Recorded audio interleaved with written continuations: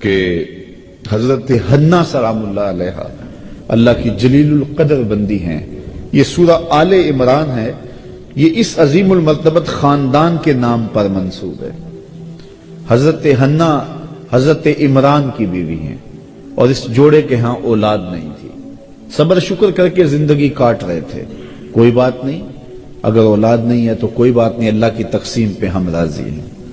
ایک دن دوپہر کا وقت تھا. صحن میں چارپائی بچھائے آپ جو ہیں وہ لیٹی تھیں کہ کیا دیکھا کہ گھونسلے میں چڑیا نے بچے نکالے ہوئے اور کہیں سے چڑیا اڑ کے جا کے دانا اٹھا کے لاتی ہے. بچہ چونچ کھولتا ہے اور اس کی ماں اس کی چونچ میں دانا ڈالتی ہے.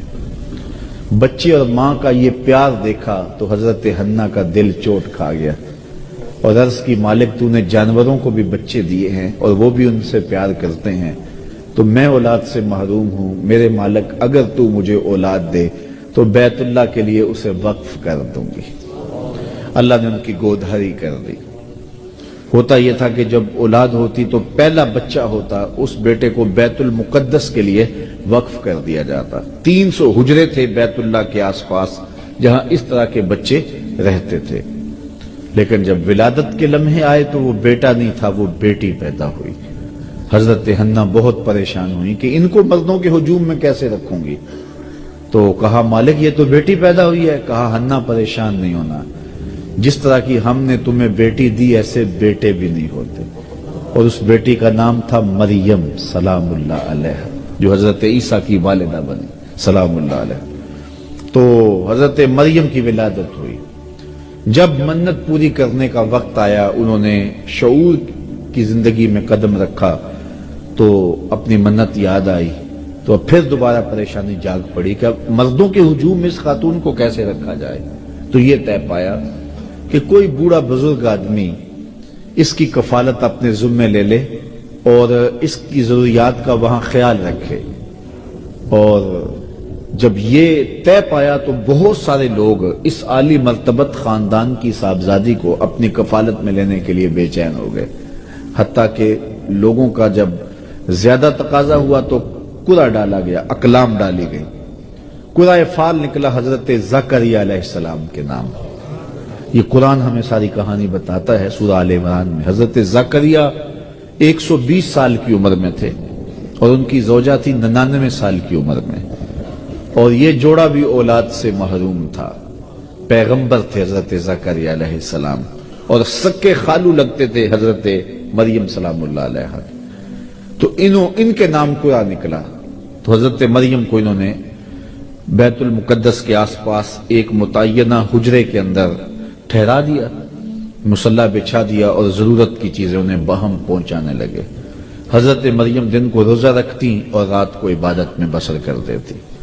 حضرت زکریا ان کا خیال رکھتے، ضروریات کو پورا کرتے. جب کہیں جانا ہوتا تو حجرے کا دروازہ باہر سے بند کر دیتے، تالا لگاتے اور چلے جاتے. ایک دفعہ تالا لگا کے کہیں گئے تھے، واپس آتے ہوئے دیر ہو گئی اور افطار کی گھڑیاں آ گئیں. سارا دن روزے سے تھی حضرت مریم، تو حضرت زکریا وقت پہ پہنچ نہ پائے. دل میں بڑی تشویش تھی کہ بیٹی نے روزہ کھولنا ہے اور میں پہنچ نہیں پایا اور افطاری نہیں دے سکا. خیر جلدی جلدی گئے، جا کے دروازہ کھولا، وجد عندہا رزقا. دروازہ کھولا تو کیا دیکھا، وہاں بے موسم پھل پڑے ہوئے. تو حضرت زکریا بڑے پریشان ہو گئے کہ اندر سے کوئی باہر نہیں آ سکتا، باہر سے کوئی اندر نہیں جا سکتا، تالا لگا ہے، دروازہ مقفل ہے، اور پھر پھل اور وہ بھی بے موسم. قال یا مریم انا لک ھذا، اے مریم یہ پھل کہاں سے آئے؟ حیرت سے کہا. تو حضرت مریم نے جواب دیا کہ یہ میرے رب نے مجھے عطا کیے اور وہ جس کو چاہتا ہے بغیر حساب کے عطا کرتا. اب حضرت زکریا علیہ السلام کا میں نے بتایا 120 سال عمر تھی اور ان کی زوجہ کی عمر 99 سال تھی اور یہ جوڑا بھی اولاد سے محروم تھا. اب بے موسم پھل جب حجرہ مریم میں اترتے ہوئے دیکھے تو حضرت زکریا کا دل بھی چوٹ کھا گیا. ہنالک دعا زکریا ربہ، حضرت زکریا نے وہیں کھڑے ہو کے دعا مانگنا شروع کر دی. مالک جب تو اپنی بندی کو بے موسم پھل دے سکتا ہے تو مجھے بے موسمی اولاد نہیں دے سکتا؟ میرے شجر عمر پر بھی اولاد آنے کا موسم بیت گیا ہے، لیکن یہاں بے موسم پھل تو نے دیے ہیں، تو مجھے بھی اولاد کا پھل بے موسمہ تو عطا کرنے پہ قادر ہے۔ وہیں کھڑے ہو کے حضرت سیدنا زکریا دعا مانگنے لگے۔ پھر کیا ہوا؟ ان کی دعا رد کر دی گئی۔ کس عمر میں دعا مانگ رہے ہو؟ کہاں مانگ رہے ہو؟ بیت اللہ سامنے ہے، صخرہ کے پاس کیوں نہیں جاتے؟ حجرہ مریم میں ایک ولیہ کے پاس کیوں مانگ رہے ہو؟ نہیں، بلکہ کیا ہوا؟ فنادتہ الملائکہ، وہ ابھی وہو قائم یصلی فی المحراب، وہ وہاں حجرے میں کھڑے ہو کے دعا مانگ ہی رہے تھے کہ فرشتوں نے آ کے ندا دی، ان اللہ یبشرک بیحییٰ، اے زکریا تمہیں مبارک ہو، ہم تمہیں یحییٰ کی بشارت دیتے۔ تو بے موسم پھلوں کا آنا یہ کرامت ہے اللہ کی ولیہ حضرت مریم سلام اللہ علیہا کی۔ اور پھر یہ بات سمجھ میں آئی کہ جہاں اللہ کی رحمتیں اترتی دیکھی جائیں وہاں دعا مانگی جائے، اور وہاں مانگی ہوئی دعائیں پھر رد نہیں ہوتی ہیں، اور حضرت زکریا وہاں کھڑے ہو کے دعا مانگتے ہیں۔ تو اولیاء اللہ کی کرامتیں بھی برحق، اور پھر اگر اولیاء اللہ کی قربت میں جا کے ہم رب سے دعا مانگیں تو لوگ کہتے ہیں یہ شرک ہو گیا۔ یہ شرک نہیں ہوا، جہاں رحمتوں کو اترتا دیکھیں وہاں دعا مانگی جاتی ہے، اور وہاں دعا مانگی جائے تو پھر رد نہیں کی جاتی۔ اللہ اکبر۔ اور آئیے قرآن مجید میں اللہ نے ایک دوسرا واقعہ بیان کیا ہے۔ حضرت سلیمان علیہ السلام جلیل القدر نبی ہے، اور آپ کا تخت ہوا پہ اڑتا تھا، پوری دنیا پہ حکومت کی ہے۔ آپ کے درباری پرندوں میں سے ایک پرندے کا نام ہدہد تھا، اور وہ مختلف جگہوں کی خبریں لا کے آپ کو دیا کرتا تھا۔ قاصد پرندہ تھا آپ کا۔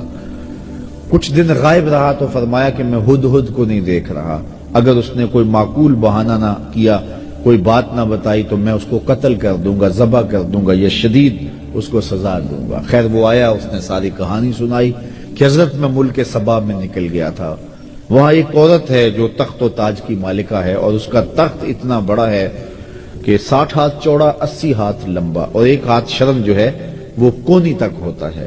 تو کہا اتنا لمبا چوڑا اس کا تخت ہے جو موتیوں سے مرصع ہے اور قیمتی دھاتوں سے بنا ہوا ہے، 7 حصاروں میں ہے، 7 جو ہے وہ دیواریں ہیں اس کے گرد، وہاں اس کی کچہری لگتی ہے، اور وہ لوگ سورج کو پوجتے ہیں۔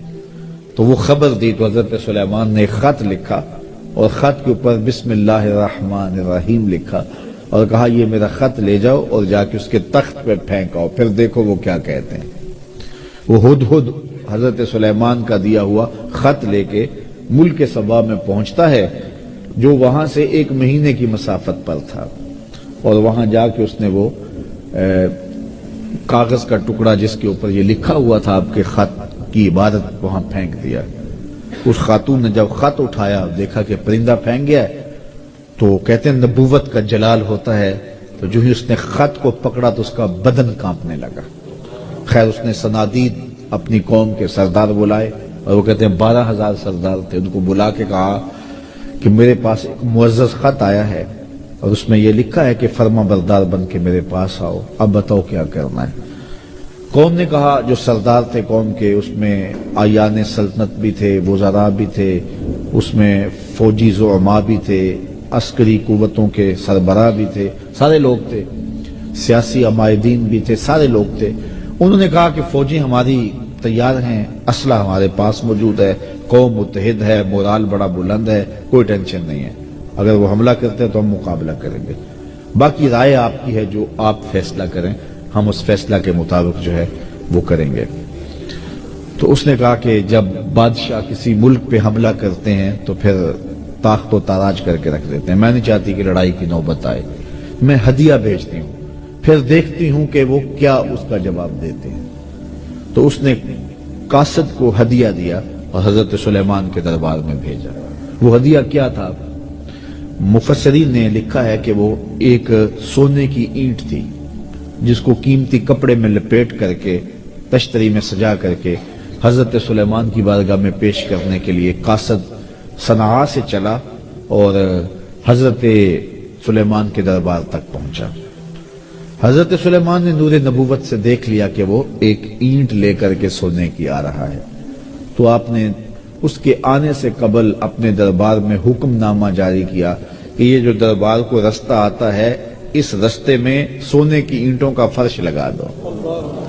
وہ ایک اینٹ لے کے آ رہا تھا، کہا یہاں سونے کی اینٹوں کا فرش لگا دو۔ اللہ اکبر، وہ اس پہ نازاں تھا۔ حضرت عمر فاروق رضی اللہ تعالیٰ عنہ کے زمانے میں جب ایران فتح ہوا تو ایران کی جو عجوبہ روزگار چیزیں تھیں ان میں سے ایک چیز جو تھی جس پہ انہیں ناز تھا، جس پہ انہیں فخر تھا، وہ کیا تھا؟ بہار چین۔ ایک قالین تھا اور وہ اتنا قیمتی تھا اور وہ دربار شاہی میں بچھا ہوا تھا، اگر کسی کو اس قالین پہ بیٹھنا مل جاتا تو ساری زندگی ناز کرتا، میں بہار چین پہ بیٹھا ہوں جی۔ اور جب فتح ہوا ایران تو بہار چین بھی جو ہے وہ مال غنیمت میں آیا۔ تو اب مشورہ ہوا کہ اس بہار چین کو کہاں رکھا جائے، تو کسی نے کہا جی مسجد نبوی میں بچھا دیا جائے، ریاض الجنہ میں بچھا دیا جائے، کسی نے کہا کہ نہیں ایسے کیا جائے، کسی نے ایسے کیا جائے۔ حضرت عمر نے کہا میری رائے پوچھتے ہو؟ کہا جی۔ کہا اس کو مسجد کے باہر جہاں جوتیاں اتاری جاتی ہیں وہاں پھیلا دو، جب لوگ آئیں اور یہاں جوتے صاف کریں اور پھر مسجد میں آئیں۔ اور پھر ایسے ہی ہوا۔ وہ بہار چین جس پہ بیٹھنا لوگوں کے لیے باعث فخر تھا، کہا اس کو مسجد سے باہر بچھا دو تاکہ لوگ یہاں جوتے اتاریں تو آگے آئیں۔ اسلام ان چیزوں کو اہمیت نہیں دیتا ہے، تو وہ اینٹ پہ ناز کر رہے تھے، کہا یہاں فرش بچھا دو۔ اللہ اکبر۔ اور جب وہ وہاں پہنچا تو اس نے دیکھا، اور وہ کیا ہدیہ پیش کرتا، خیر حکم شاہی تھا، وہ ہدیہ لے کر آیا۔ تو حضرت سلیمان نے کہا کہ تم اپنے ہدیے پہ خوش ہوتے ہو، میں تمہارا ہدیہ لینے والا نہیں ہوں، اطاعت کر کے آ جاؤ ورنہ جنگ کے لیے تیار ہو جاؤ۔ جا کے اس نے پھر بتایا جا کے کہ حضرت ہم وہاں گئے ہیں ایک اینٹ لے کر، وہاں تو فرش میں بچھی ہوئی اینٹیں نظر آ رہی، ان کو ہمارے ان ہدیوں کی کوئی ضرورت نہیں ہے، وہ تو انہوں نے قدموں میں ڈال کے رکھی ہیں۔ خواجہ نظام الدین اولیاء کے پاس علاؤالدین خلجی آتا تھا، اس کی آرزو تھی کہ میں ان سے ملاقات کروں، آپ ملاقات نہیں کرتے تھے۔ آپ نے فرمایا کہ فقیر کی خانقاہ کے 2 دروازے ہیں، اگر تو ایک دروازے سے آئے گا دوسرے سے باہر نکل جاؤں گا، اور اگر تو نے زیادہ ضد کی طرح شہر چھوڑ جاؤں گا۔ خیر وہ آ ہی گیا تو خادموں نے آپ سے ملنے نہ دیا، پہرے دار کھڑے ہو گئے، تو اس نے سمجھا کہ یہ فقیر مر جائیں گے لیکن اپنی ڈیوٹی سے نہیں ہٹیں گے، تو اس نے کہا اچھا میں استبل حضرت کا دیکھنا چاہتا ہوں، حضرت کی خان کا دیکھنا چاہتا ہوں۔ تو جب استبل میں پہنچا تو جو گھوڑے تھے ان کی زنجیریں سونے کی تھی اور جو میخیں تھیں قلعے تھے وہ چاندی کے تھے۔ تو بڑا حیرت زدہ ہوا اور اس کو شرارت سوجی، اس نے کاغذ کے ٹکڑے پہ لکھا یہ کیا ہوا، فقیروں کے پاس بھی سونا چاندی اور بادشاہوں کے پاس بھی سونا چاندی، اور یہ کاغذ کا ٹکڑا اندر بھیجا۔ حضرت نظام الدین اولیاء نے دیکھا، اس کی پشت پہ لکھ کے دوبارہ بھیجا۔ فرق یہ ہے کہ بادشاہ خزانوں میں سنبھال کے رکھتے ہیں، فقیر گھوڑوں کے قدموں میں ڈال کے رکھتے ہیں۔ تو وہ لپیٹ کے اندر ایک سونے کی اینٹ کو لا رہے تھے اور یہاں راہوں میں اینٹیں بچھی ہوئی تھیں۔ کہا کہ انہیں ہدیے کی کوئی لوڑ نہیں ہے اور وہ تو راہوں میں اینٹیں بچھائے ہوئے ہیں، تو اطاعت قبول کرنی ہوگی یا جنگ کے لیے تیار ہونا پڑے گا، یہ ان کا پیغام ہے۔ تو پھر بلقیس، ملکہ بلقیس تھی، یہ ملک سبا کی بادشاہ، اس نے کہا کہ میں خود جاتی ہوں اور جا کے ان کی اطاعت قبول کرتی ہوں، اور پھر وہ اطاعت قبول کرنے کے لیے حضرت سلیمان کی بارگاہ میں حاضر ہونے کے لیے صنعاء سے چلی اور حضرت سلیمان کے پاس آئی۔ جب حضرت سلیمان کے دربار کے بالکل قریب آ گئی، سادہ لفظوں میں کہہ لو یوں بائی پاس کے قریب آ گئی، تو آپ دربار میں بیٹھے، صبح کا وقت تھا، آپ کے درباری حواری بیٹھے تھے۔ آپ نے فرمایا کہ میرے درباریوں، ملکہ بلقیس آ رہی ہے اور اسے اپنے تخت پہ بڑا ناز ہے، کوئی ہے جو اس کے آنے سے قبل وہ تخت لے آئے؟ جس طرح وہ اینٹیں بچھائی تھی، اینٹیں لے کر آئے تھے، تو جس تخت پہ ناز ہے وہ تخت ہی لا کے اس سے قبل قدموں میں رکھ دیا جائے۔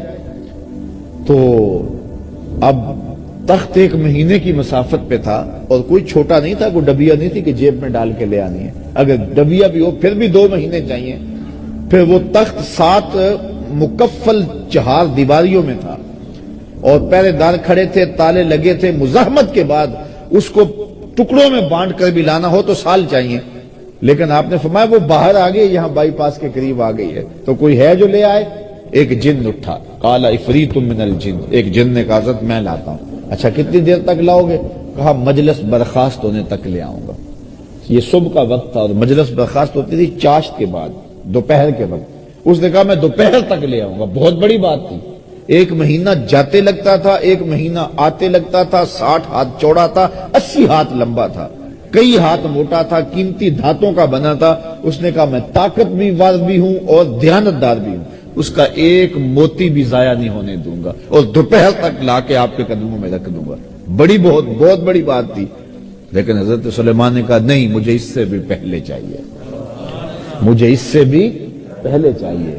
قال الذی عندہ علم من الکتاب، پھر وہ اٹھا جس کے سینے میں زبور کا علم تھا۔ آصف بن برخیہ نام لکھا ہے مفسرین نے، اور آپ کا خالوزاد تھا، یا آپ کا بھانجا تھا، اور آپ کا امتی تھا، اسم اعظم جانتا تھا۔ وہ اٹھ کے کھڑا ہوا، حضرت انا آتی کا بے ہی، میں حاضر کر دیتا ہوں۔ کہا یہ تو دوپہر تک کا وقت دے رہا جن، تم کتنی دیر تک لاؤ گے، کتنا وقت لو گے؟ تو آصف بن برخیہ بولے میں اپنی جناب جانب سے نہیں کہہ رہا، قرآن کہہ رہا ہے۔ قال الذی عندہ علم من الکتاب، جس کے سینے میں کتاب اللہ کا علم تھا، وہ بولا انا آتی کا بہ، میں حاضر کر دیتا ہوں۔ کتنی دیر لگے گی؟ قبل ان یرتد الیک طرفک، حضور آپ آنکھ بعد میں جھپکیں گے، تخت پہلے پڑا ہوا۔ اور حضرت سلیمان نے ابھی آنکھ نہیں جھپکی، تخت سامنے پڑا ہوا تھا۔ اللہ اکبر! تو جب تخت سامنے نظر آیا تو بے ساختہ کا ھذا من فضل ربی، یہ میرے رب کا فضل ہے جس نے میری چوکھٹ کے ایک غلام کو یہ شان دی ہے۔ یار جس نبی کے غلام کی یہ شان ہے، جس نبی کے مقتدی کی یہ شان ہے کہ وہ اتنی مسافت سے اتنا بڑا تخت ہے، یہ قرآن ہے، اس کا انکار بھی نہیں کیا جا سکتا، آنے واحد میں لا کے قدموں میں رکھ دیتا ہے۔ ایک بدبخت نے کہا ہے کہ یہ تمثیلی واقعہ ہے، یہ سمجھانے کے لیے بات بیان کی ہے، نفس الامر میں ایسا نہیں ہوا، جبکہ قرآن تمثیلی واقعات نہیں بیان کرتا، یہ حقیقت ہے۔ وہ تخت بلقیس آیا، آنے واحد میں آیا، قرآن کہتا ہے سامنے پڑا ہوا تھا، اور حضرت سلیمان نے کہا یہ میرے رب کا فضل ہے کہ جس نے میرے مقتدی کو یہ شان دی۔ یار جس کے مقتدی کی یہ شان ہے، حضرت سلیمان کے مقتدی کی یہ شان ہے کہ ایک مہینے کی مسافت سے تخت بلقیس لا کے آنکھ جھپکنے سے قبل قدموں میں حاضر کر دیتے ہیں، اور خود مقتدی بن کے حضرت سلیمان جس نبی کے پیچھے کھڑے تھے مسجد اقصی میں، اس مقتدا کی شان کا عالم کیا ہو؟ یہ شان ہے خدمت گاروں کی سرکار کا عالم، اور یہ بات طے ہے جس طرح حضور نبیوں سے افضل ہیں، حضور کی امت باقی امتوں سے افضل ہے، اسی طرح حضور کی امت کے ولی باقی امت کے ولیوں سے افضل ہیں۔ تو اگر تخت بلقیس آنے واحد میں حضرت آصف بن برخیہ حاضر کر دیتے ہیں، تو اگر امت مصطفیہ کے کسی ولی کی کوئی ایسی کرامت بیان ہوتی ہے تو پھر چی بجبی کیوں ہو جایا جاتا ہے؟ کیوں حضور کی عظمت، حضور کے امتیوں کی اور حضور علیہ السلام کی امت کے اولیاء کی عظمت کا کیوں انکار کر دیا جاتا ہے؟ کابل میں بھیڑ بنی ہوئی تھی، لوگوں کا ہجوم تھا، شاہی خادموں سے ایک لونڈی گزرتے ہوئے اس نے کہا یہ کیا تماشا ہے، کیوں لوگ کھڑے ہیں؟ لوگوں نے کہا یہ تماشا نہیں ہے، یہ شاہ نقش بند بخاری آئے ہیں بخارے سے، اور لوگ ان سے اکتساب فیض کر رہے ہیں۔ تو کہا یہ لوگ کون ہوتے ہیں؟ کہا یہ باطن کے طبیب ہوتے ہیں، من کی امراض دور کرتے ہیں۔ اور کہا سنو، اوکھے ویلے مشکل وقت کام بھی آ جاتے ہیں۔ اس نے کہا نسبت قائم کرنے میں کیا حرج ہے؟ شیخ سے نسبت قائم کر لی، وقت گزرتا گیا، نیک تو پہلے ہی تھی لیکن شیخ کی تعلیمات کا رنگ چڑھا اور زیادہ دیانت سے کام کیا، شاہ کی نظر میں بہت زیادہ محبوب ہو گئی۔ باقی ہم اثر لونڈیوں نے حسد کیا اور چوری کر کے اس کے سامان سے برآمد کروا دیا زیور بادشاہ کا۔ بادشاہ کو بڑا غصہ آیا، میں نے اتنی محبت دی، اتنا اعتماد کیا اور میرے گھر کی چوری کی اس نے۔ حکم نامہ شاہی جاری ہو گیا کہ اس کو لے جاؤ محل کی چھت پر، چوبارے پر، اور وہاں سے جا کے دھکا دے دو تاکہ اس کے ٹکڑے ٹکڑے ہو جائے بدن کے، لوگوں کو پتہ چلے بادشاہوں کے گھر کتنے مقدس ہوتے ہیں۔ اس نے لاکھ کہا کہ میں نے چوری نہیں کی، لیکن اس میں کون سنتا تھا اس کی؟ خیر لونڈی کو چوبارے پہ لے جایا گیا اور جلاد دھکا دینے لگا تو اس کو اب یاد آیا کہ سنا ہے اوکھے ویلے پیر کام آتا ہے۔ تو اس نے بخارے کی طرف منہ کر کے کہا شیع للہ چوں گدائے مستمن المدد خواہم ز شاہ نقش بند، اللہ کے لیے میرے پیر میری مدد کو آؤ، اس سے اوکھا ویلا میرے اوپر کیا ہو سکتا ہے؟ اتنے میں جلاد نے دھکا دے دیا۔ جلاد نے جب دھکا دیا اور وہ نیچے آئی شاہ نقشبند بخاری کے ہاتھ پھیلے ہوئے تھے، آنکھیں پھٹی کی پھٹی رہ گئی، بے ساختہ کہا حضرت آپ کب آئے؟ فرمانے لگے تو از چبارہ آمدی من از بخارا آمدم، تو چبارے سے چل پڑی تھی میں بخارے سے چل پڑا۔ یہ شان ہے خدمت گاروں کی، سرکار کا عالم کیا ہوگا۔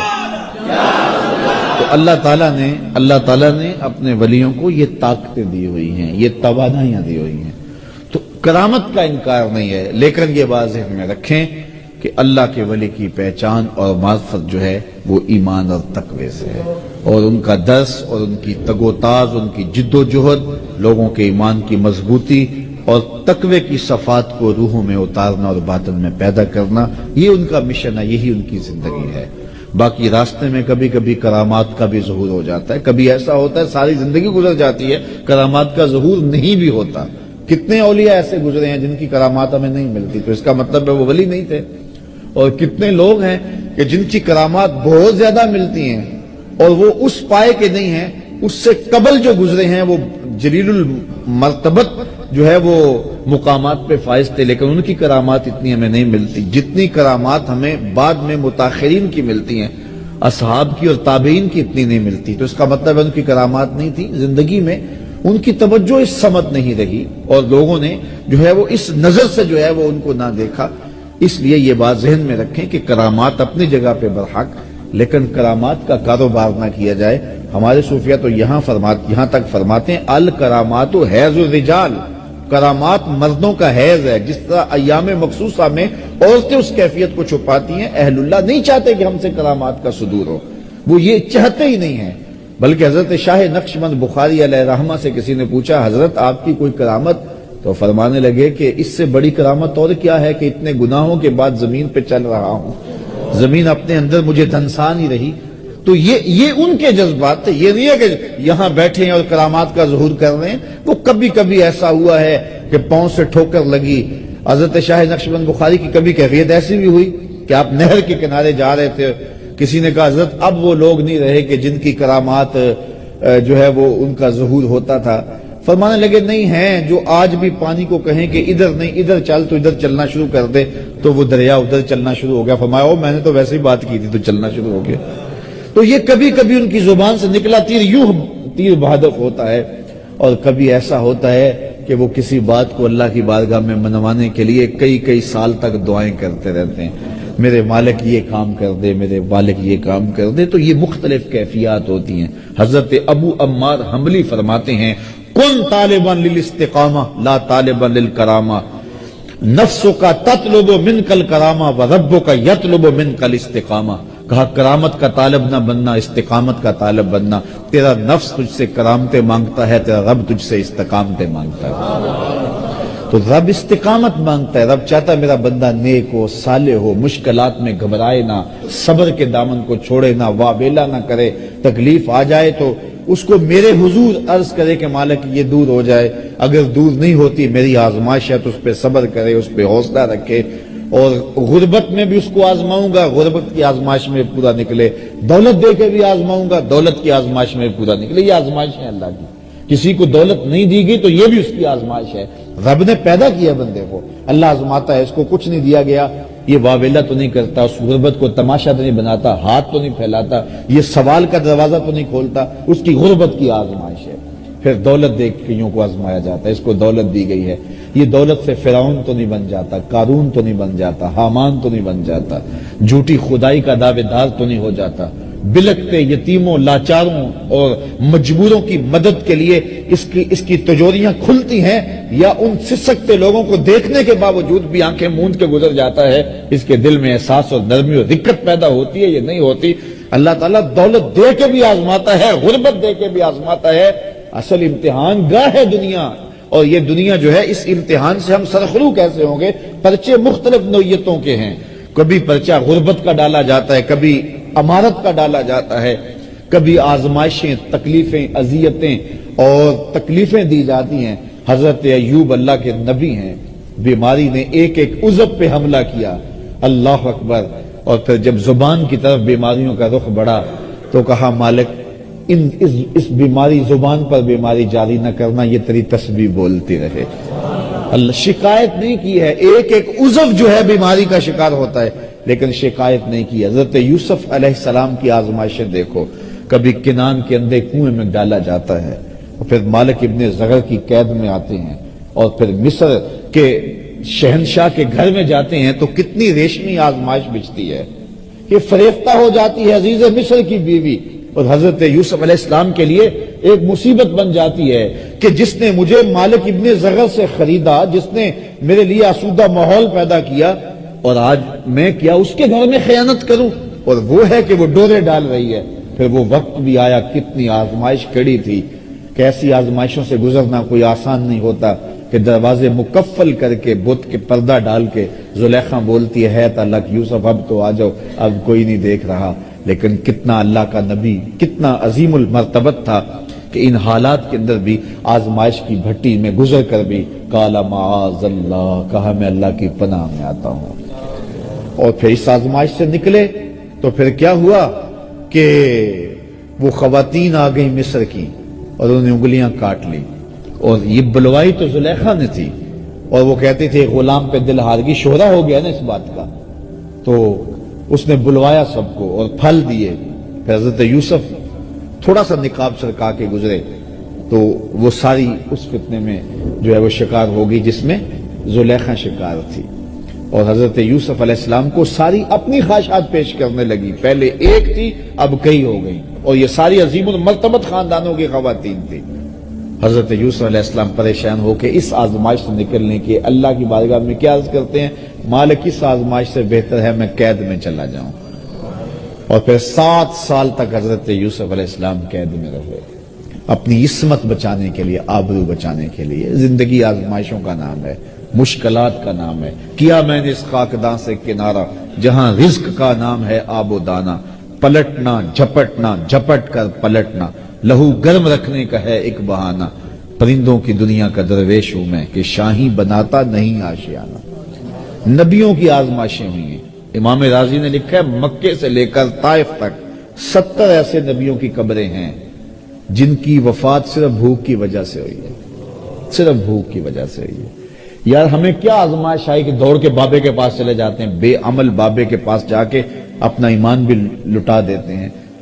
کتنی آزمائشیں آئی ہیں ان کے پاس، جلتی ہوئی چیخا میں پھینکا نہیں گیا، بیٹے کی گردن پہ چھری رکھنے کی آزمائش سے نہیں گزارا گیا، اور وادی غیر ذی زرع میں اپنے بیٹے کو چھوڑنے کی تلقین نہیں ہوئی۔ کن کن آزمائشوں سے نہیں گزرے یار، میرے اور آپ کے آقا و مولا کن آزمائشوں سے نہیں گزرے؟ حضور کا خاندان کیا کربلا سے نہیں گزرا؟ بلال حبشی کیا تپتے ہوئی ریتوں پہ نہیں لیٹے؟ حضرت خباب بن ارت کے جسم کے لوتھڑے جو ہے وہ توڑے نہیں گئے؟ کیا حضرت عمار ابن یاسر کی ماں کو مکے کے بازار میں شہید نہیں کیا گیا؟ حضرت یاسر کو شہید نہیں کیا گیا؟ حضرت عمار کو پکڑ کے آگ کے کولوں پر رکھا نہیں گیا؟ لوگوں کے بازو اور ہاتھ کاٹے نہیں گئے؟ کیا کیا مصیبتیں نہیں آئی ہیں راہ خدا میں؟ اور ہمیں کیا ہے، تھوڑا سا کام نیچے ہوا، تھوڑے سے گاہک کام آئے تو ہم پھر دوڑ گئے اور وہ شرکی عقائد میں مبتلا ہو گئے۔ اپنے آپ کو مضبوط کریں، اللہ تعالیٰ پر توکل کریں، اللہ پر بھروسہ کریں۔ کبھی وہ دولت دیتا ہے، کبھی کم دیتا ہے، کبھی زیادہ دیتا ہے، کبھی خوشی دیتا ہے، کبھی غم دیتا ہے، کبھی مسرت دیتا ہے، کبھی خوشحالیاں دیتا ہے، کبھی بڑھاپا ہے، کبھی جوانی ہے۔ یہ ساری آزمائشیں ہیں، کبھی دولت کی فراوانی ہے، کبھی بیماری ہے، کبھی صحت ہے، کبھی عزت ہے، کبھی رسوائیوں کی راہوں سے گزرنا پڑتا ہے۔ ان سارے مقامات سے گزرے، اللہ کا شکر ادا کرے اور اپنے دامن کو کبھی داغدار نہ ہونے دے، اور اللہ پر توکل کبھی کمزور نہ ہونے دے۔